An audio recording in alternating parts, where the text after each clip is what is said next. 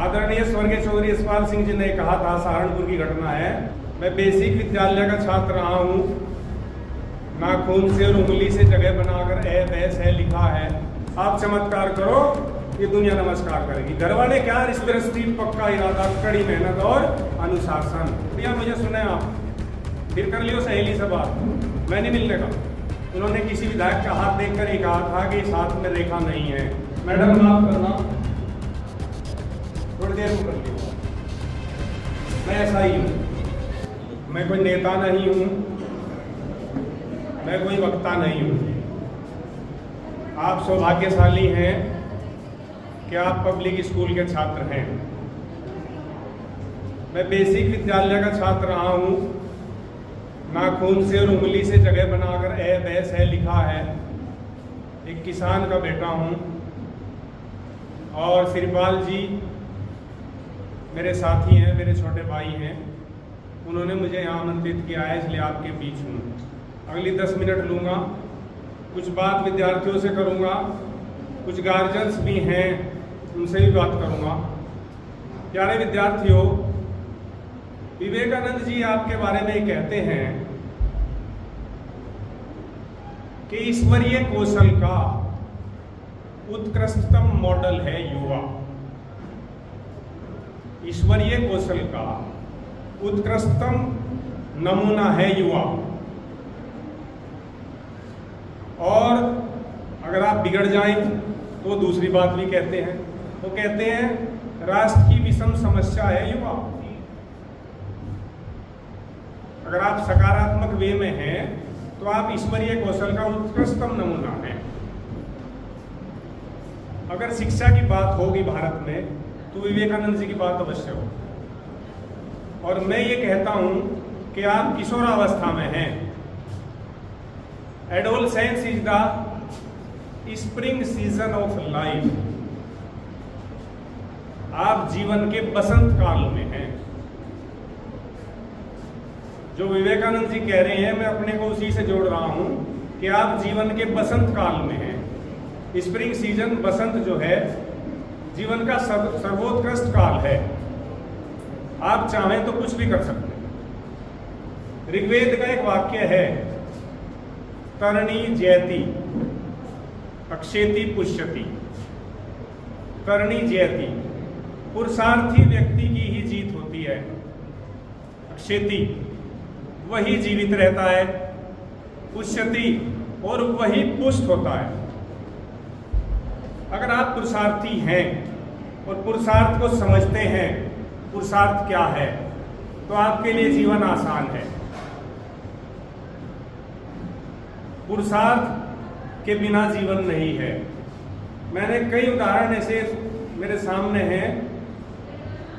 कैलाश आनंद जी, जिनका देश में डंका बज रहा है, उन्होंने किसी विधायक का हाथ देखकर ही कहा था कि इस हाथ में रेखा नहीं है।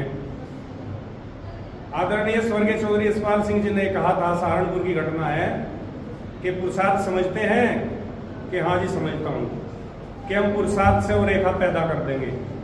और उन्होंने वो रेखा पैदा की, उस आदमी को विधायक बनाया।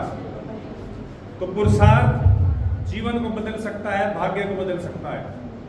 डार्विन ये कहता है, चार्ल्स डार्विन, बायोलॉजी के हमारे मदन पाल जी बैठे हैं यहाँ, तो चार्ल्स डार्विन ये कहता है क्या, survival of the fittest. Darwin की जो थ्योरी है वो सर्वाइवल ऑफ द फिटेस्ट।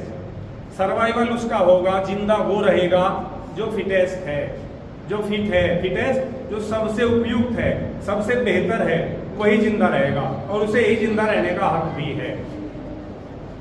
जो मानसिक रूप से बीमार है, जो शारीरिक रूप से बीमार है, जो सामाजिक रूप से बीमार है, सच बात तो यह है कि उन्हें जिंदा रहने का हक नहीं है।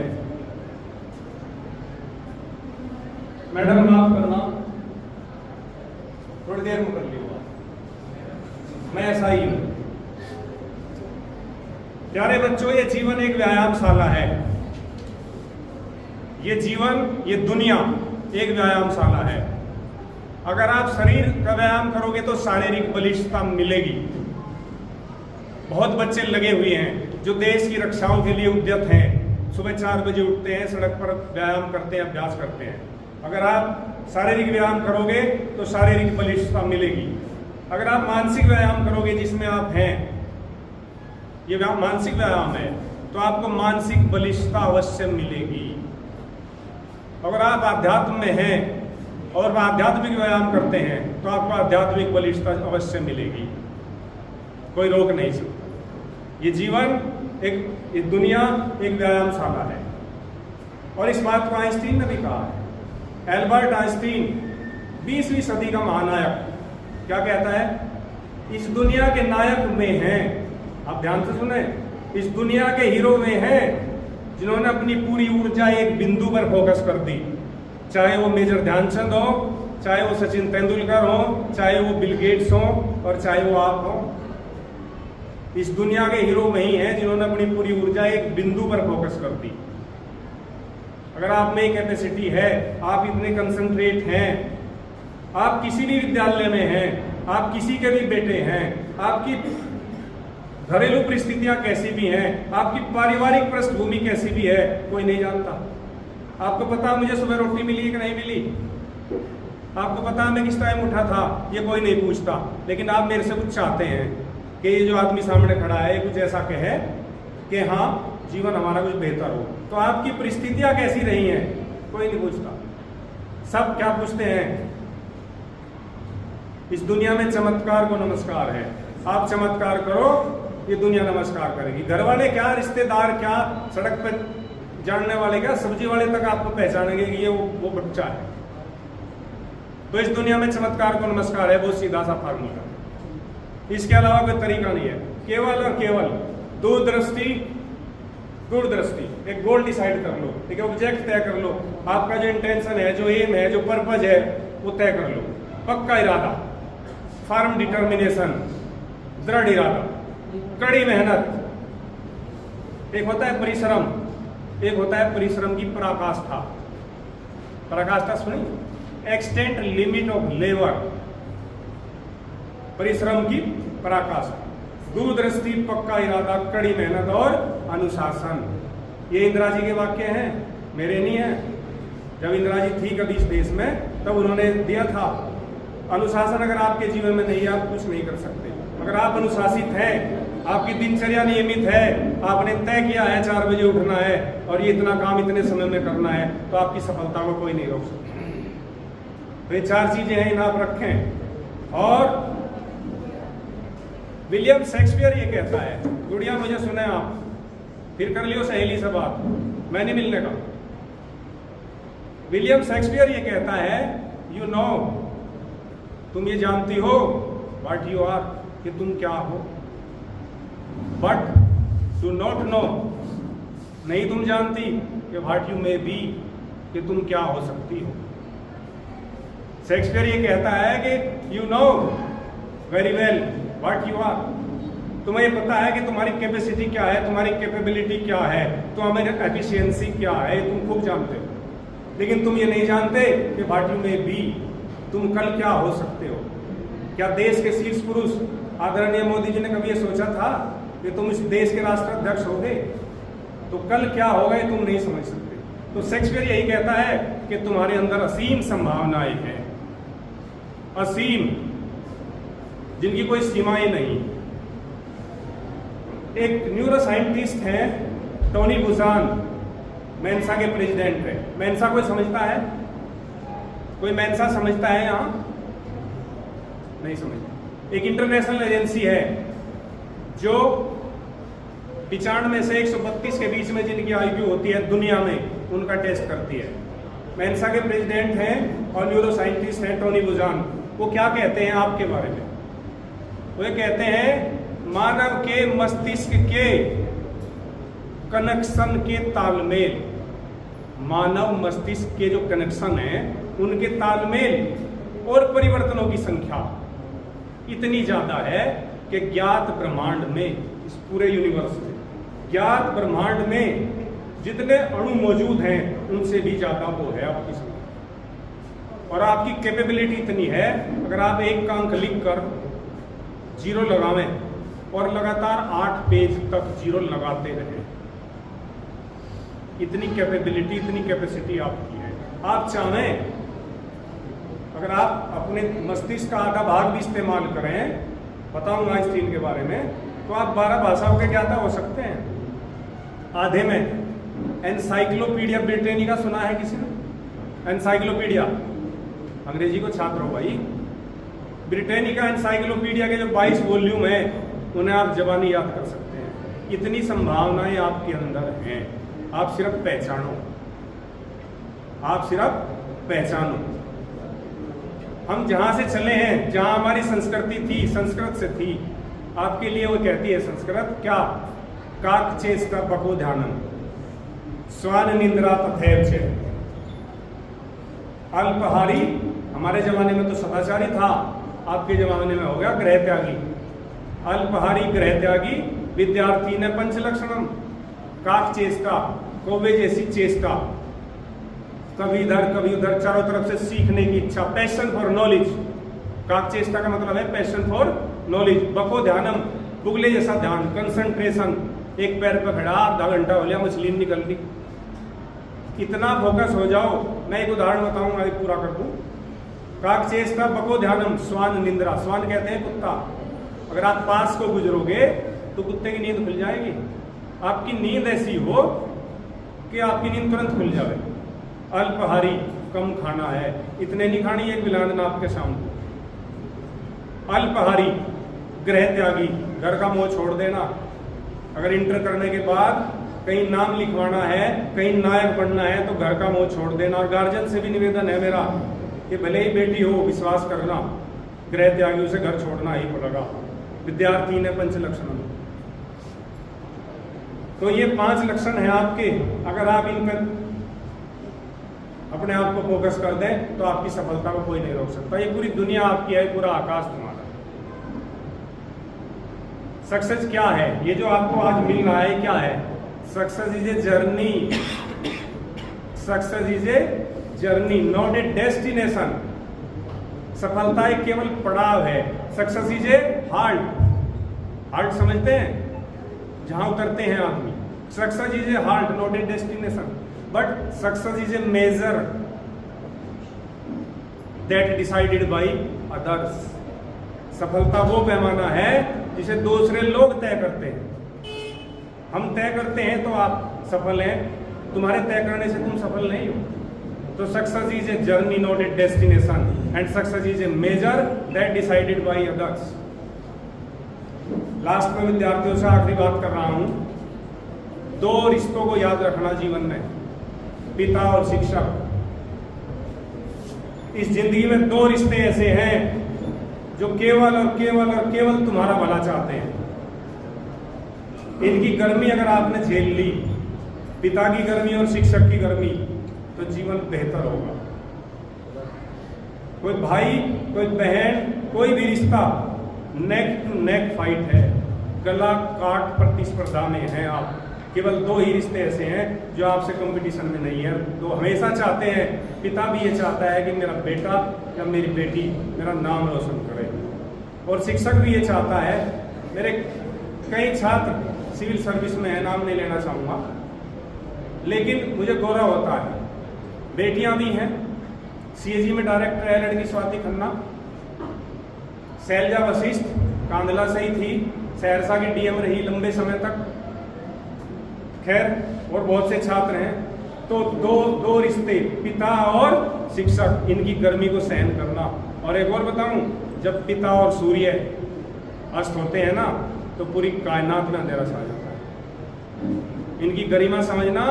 इनके पास को जब आप गुजरे तो बटन खोल के नहीं, आपकी शारीरिक भाषा भी बदल जानी चाहिए। शारीरिक भाषा, बॉडी लैंग्वेज। जब आपका बाप सामने हो तो आपकी शारीरिक भाषा भी ठीक हो जानी चाहिए। ये अनुशासन हो जीवन का। और उनकी ब्लेसिंग समझते हैं, आशीर्वाद। ब्लेसिंग से बड़ा कोई आशीर्वाद इस दुनिया में नहीं। आप हमेशा लेते रहें। सम्मानित गार्जियंस कुछ यहाँ बैठे हैं, 2-3 उदाहरण दूंगा। 2018 की एक घटना है मध्य प्रदेश के सागर की। एक बच्चा हाई स्कूल में फेल होता है, तो उसके पिताजी शाम को घर पे एक पार्टी रखते हैं, बहुत शानदार। एक अजीब घटना थी कि बच्चा फेल हुआ और पिता ने पार्टी रखी है। जो लोग आए अच्छे से एंजॉय किया। उन्होंने बच्चे को खड़ा किया और कहा ये मेरा बेटा है। बहुत प्रयास इसने किया, मेहनत इसने की, लेकिन असफल रहा। मुझे पूरी उम्मीद है कि नेक्स्ट टाइम जो गलतियां इसने इस बार की हैं उन्हें नहीं दोहराएगा और अगली बार निश्चित रूप से सफल होगा। अगर आपका बच्चे का कहीं पैर स्लिप हो रहा है, अगर आपका बच्चा कहीं असफल हो रहा है, तो मेरा गार्जियन से निवेदन है कि उस पर विश्वास करें, उसका मनोबल बढ़ावें। अगर विद्यालय आपको बुला रहा है, मंथली टेस्ट है और विद्यालय आपको बुला रहा है, तो रिश्तेदारी छोड़ के विद्यालय आ जाना। अगर हाफ ईयरली का रिजल्ट आया है, विद्यालय आपको बुला रहा है, आप विद्यालय आए, ये समझे कि बच्चा कहाँ अटका है, कहाँ उसका पैर स्लिप हुआ है, मैं क्या उसकी मदद कर सकता हूँ। आप अपनी भूमिका को थोड़ा एनलार्ज करें। ये नहीं है कि चलो 8वीं में इतने नंबर आ गए तुझे एक स्कूटी मिलेगी, नहीं, ये कल्चर नहीं है। आप उसके मददगार बने। आपको ये पता होना चाहिए उसके सब्जेक्ट टीचर कौन है इस विषय में, उसका क्लास टीचर कौन है, और मेरा बच्चा किस विषय में अटकता है। अगर आप इतनी निगरानी कर सकते हैं तो ना आपको कोई रोक सकता, ना आपके बच्चे को कोई रोक सकता। अगर आप हाई स्कूल इंटर तो आप हैं ही, कम से कम अगर आप उसकी कॉपी शाम को खोल के देख लें तो वो अलग ही नजर आएगा। तो आप अपनी भूमिका थोड़ी सी एनलार्ज करें। एक और उदाहरण है, वो तो विश्व का उदाहरण है। बल्ब के आविष्कारक थॉमस एल्वा एडिसन, जिसे स्कूल ने एक चिट्ठी लेकर घर भेज दिया, चिट्ठी हाथ में दे दी, उसने अपनी माँ को दे दी जाके कि लो चिट्ठी। माँ ने पढ़ी तो उसमें लिखा हुआ था एडिसन के लिए, टॉमी बोलते थे उसको, कि ये मूर्ख है, इसे विद्यालय नहीं पढ़ा सकता। उसकी माँ ने वो चिट्ठी रख ली और उसे स्कूल नहीं भेजा, चिट्ठी दबा के रख ली। उसकी माँ ने उसको वहीं पढ़ाना शुरू कर दिया अपने घर पे ही, और अच्छे से पढ़ाया। जब 12 साल का था एडिसन, स्कूल नहीं गया, एक सेल्समैन बन गया, 2 साल सेल्समैन रहा। जब 14 साल का हुआ, रिसर्च करनी शुरू कर दी। जब 20 साल का था, फोनोग्राफ का आविष्कार कर दिया। फोनोग्राफ जब 20 साल का था, 1081 पेटेंट उस मूर्ख आदमी के नाम है जिसे स्कूल ने मूर्ख लिख के घर भेज दिया था। 1081 पेटेंट थॉमस एल्वा एडिसन के नाम है। शायद 10,000 बार वो फेल हुआ बल्ब के आविष्कार में, लेकिन वो ये दावा ठोकता था कि मुझे पता है कि इन 10,000 तरीकों से बल्ब नहीं बनता। 1913 में साइबेरिया के एक तूफान में, सर्दी की एक रात में उसकी लैब में आग लग गई। अब एडिसन की लैब थी, पूरा हंगामा, पूरे पत्रकार जगत, पूरी दुनिया इकट्ठी हो गई। एडिसन आया तो उसने खेद व्यक्त नहीं किया कि इसमें आग लग गई। उसने कहा चलो ठीक हुआ, मेरी जितनी गलतियां थी वो सब इसमें जड़ के खाक। ये है पॉजिटिविटी, ये है ऑप्टिमिज्म, ये है आशावाद, ये है रोबस्ट ऑप्टिमिज्म, जबरदस्त आशावाद। ठीक, आप इस घटना से भी सीख सकते हैं कि अगर कोई विद्यालय आपके बच्चे को कह दे भाई सिर में दर्द है, ऐसा घर ले जा, विद्यालय के लिए सिर में दर्द हो सकता है उस टीचर की कैपेबिलिटी कुछ कम हो, आपका बेटा है, आपने पैदा किया है, आप उसे समय दें, हो सकता है कल एडिसन बन जाए। आइंस्टीन तो यही कहता है कि इस दुनिया के नायक में ही है जिन्होंने अपनी पूरी ऊर्जा एक बिंदु पर लगा दी, मैं ही इस दुनिया के नायक। और दुनिया में ऐसे अनेक उदाहरण। तो सम्मानित अभिभावकगण, मेरा निवेदन है आपसे कि अपने बच्चों को आप संजो के रखें। और ये जो एनवायरनमेंट है आपके चारों तरफ, लर्निंग क्या है, पहले लर्निंग को कर लूँ थोड़ी सी बात। लर्निंग क्या है, क्यों भेजते हैं आप? Learning is the result of interaction between the environment and heredity character. आपका जो जीन्स है, आपका जो हेरेडिटी कैरेक्टर है, आपका जो वंशानुगत लक्षण है, उसे कोई नहीं बदल सकता, कोई स्कूल नहीं बदल सकता। लर्निंग क्या है? Learning is the result of interaction, किसकी? Between the environment and heredity character. Heredity character किसी का नहीं बदला जा सकता, लेकिन एनवायरनमेंट विद्यालय बदल सकता है। तो विद्यालय के एनवायरनमेंट या समाज के एनवायरनमेंट से जो अंतःक्रिया होगी, उसका जो परिणाम है वही लर्निंग है। अगर आपका बच्चा मोहल्ले में घूमता है और 20 गाड़ियां तो रोजाना सुनता है, तो वो तो आपको आगे गाड़ी देगा। अदरवाइज मत लेना। मेरे पास एक बच्चा है, तो पता नहीं भविष्य उसका क्या होगा। और मैं जसाड़ा का वासी हूँ, मैंने उसे जब भी मेरी घरवाड़ी गांव में रही, मैंने उसे घर से बाहर ही नहीं जाने दिया, क्योंकि जसाड़ा में आप समझ सकते हैं ना शाम का वातावरण क्या हो सकता है गांव में। अव्वल तो पूरे पश्चिम के शाम का वातावरण, कुछ सत्ता के लोग यहाँ बैठे हुए हैं, तलार जी बैठे हैं, उन्हें बुरी ना लगे, अव्वल तो पूरे पश्चिम का वातावरण शाम का अजीब ही है, लाइन लग के नशा बिकता है, चाहे वो कोई सा काम हो। तो आप उस वातावरण से बचा कर रखें अपने बच्चे को, मेरा निवेदन है आपसे। वो भारत का भविष्य है, वो राष्ट्र की धरोहर है।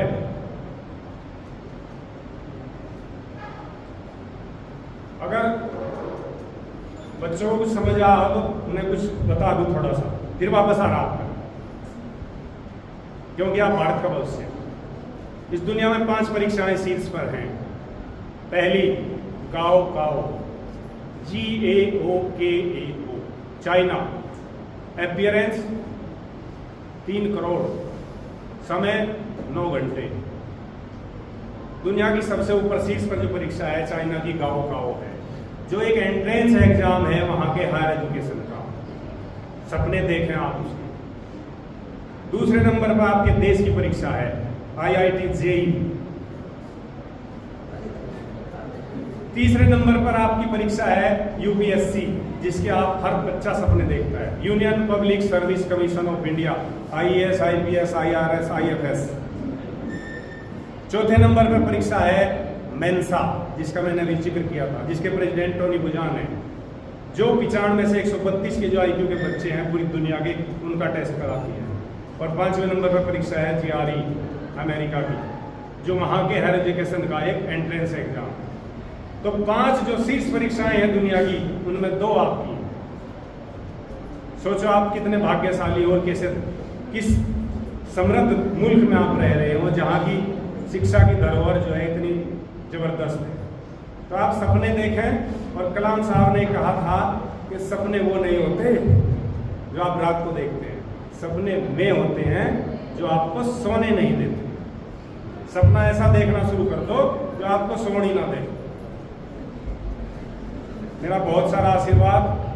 जो बच्चे मेडल लेके गए हैं वो फोटो संजो के रखें। जो भाग्य से मेरे पास तो एक ही फोटो है, एक ऐसा, जब मुझे कुछ मिला था। तो ये स्मृतियाँ हैं, रिमिनिसेंस हैं, या इन्हें संजो के रखना, फोटो सुरक्षित रखना, बनवाना, घर में लगाना। वो आपको ऊर्जा देगा, वो आपको बल प्रदान करेगा, वो आपके अंदर आशावाद पैदा करेगा। अंत में विद्यालय प्रबंधन का मैं ऋणी हूँ, आभार व्यक्त करता हूँ कि उन्होंने वहाँ से कांदला के गांव से मुझे यहाँ बुलाया कि गुरुजी आओ और बच्चों का आशीर्वाद दो। विद्यालय प्रशासन जो यहाँ मौजूद होगा, मुझे उम्मीद है एक बेहतर वातावरण और बेहतर क्रियाकलाप, एक बेहतर रिजल्ट। लेकिन उनके लिए भी कुछ कहूँगा।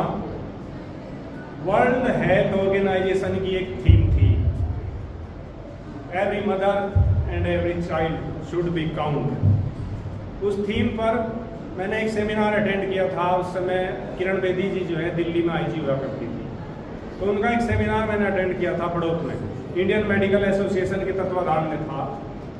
तो उस थीम पर मुझे कुछ याद आया था कि विद्यालय प्रशासन अगर बेहतर समझे तो every parent and every ward, प्रत्येक अभिभावक और प्रत्येक बच्चा शुड बी काउंट। अगर वो इस थीम पर काम करें तो ये विद्यालय बेहतर होगा। इस विद्यालय के अंदर मेरा सुझाव है, तो उनकी मर्जी है, इस विद्यालय के अंदर मेहनत करना, इस विद्यालय के बाहर जाकर एडमिशन मत मांगना। अंत में मैं आपको थोड़ा सा अपना परिचय दे दूं। चंदनलाल कॉलेज कांधला एक कॉलेज है, यहाँ पर 2300 छात्र हैं और किसी को कुछ सीखना हो, बड़ी बात नहीं कह रहा, तो मोस्ट वेलकम। विद्यालय कैंपस में आओगे तभी कुछ देख पाओगे। शानदार विद्यालय है ये, जहाँ मैं आज हूँ। आपने मुझे यहाँ बुलाने का सोचा, मैं यहाँ आया। ये नियति है, डेस्टिनी है। हो सकता है मेरे बोलने से कुछ बच्चों को कुछ अंदर तक हिल जावे, पॉजिटिविटी आ जावे। बहुत सारा धन्यवाद, बहुत सारा आशीर्वाद उद्घोषक महोदय, इनका बहुत सारा धन्यवाद, इन्होंने मुझे यहाँ मंच पर मौका दिया। That's all for